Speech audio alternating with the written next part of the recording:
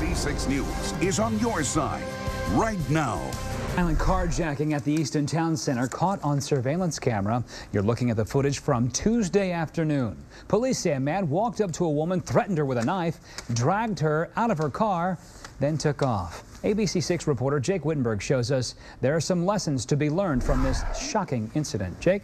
Yeah, and Gabe, it's sad, but police say these types of carjackings happen all the time, but it doesn't have to happen to you. We got some safety tips here that we're going to help demonstrate to try and keep you and other people safe around you. So we brought on an expert. This is Dr. Richard Weinblatt. He's the director for the Institute for Public Safety at the Central Ohio Technical College. Thanks for being here to help us. Thank you, Jake. Yeah, so we have a couple of tips that we're going to lay out here. First of all, we're outside of this car that we've set up in a parking lot as this woman was outside of her car. What are some of the things you can do to stay safe from these kinds of people, even before you even get near the car? Sure. Well, one of the biggest things, Jake, and that the viewers should know out there in the ABC6 land is be aware of your surroundings. Yep. Know what's going on. A lot of times we're oblivious. We do shopping, especially as the holidays are coming up on us, and we're oblivious. But we need to be aware of our surroundings. Look around. Do you look want, in look the back into the car? of the car. That's what I was going to ask. Make sure that somebody has not gotten into the back of your car, and hopefully you would put your packages away earlier anyway, so that doesn't attract them there. And a lot of folks have their backs turned, say if they're loading up packages. This woman was at Easton, those types of things. So keep your eye out for everywhere. Yeah, we don't want people to be paranoid, but we want to be safe. Right. Okay, so now, of course, people need to get into their cars. So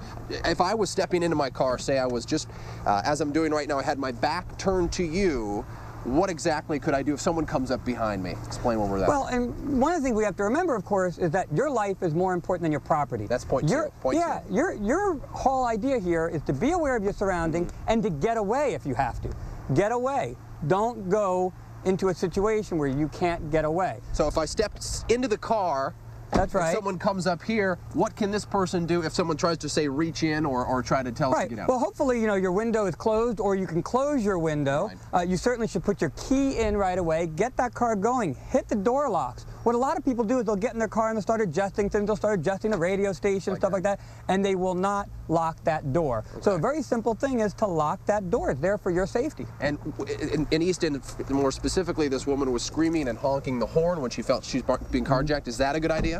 Well, again, you should try to get away. Without knowing the specifics, it sounds like she was getting into a struggle with this individual. I would say get out of there and go away. And that leads us to our third point, too, which is? Don't go mobile. Don't go mobile. We're not talking about cell phones. What does that mean? What that means is you don't want to go someplace else, which is a secondary crime scene. Stay out of the car. Get out of the car. Get away. Throw some money down if you have to distract them.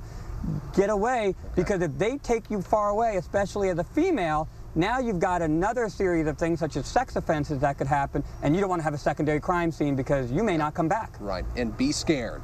Right. And we should listen to that little voice in us. Animals do, and humans have gotten away from that. But if that little voice is telling you something's wrong, it probably is. All right. Thank you so much, Dr. Richard Weinblatt. Thank you so much for these tips to help keep everybody safe from potential carjackers. Remember these tips because they could save your life.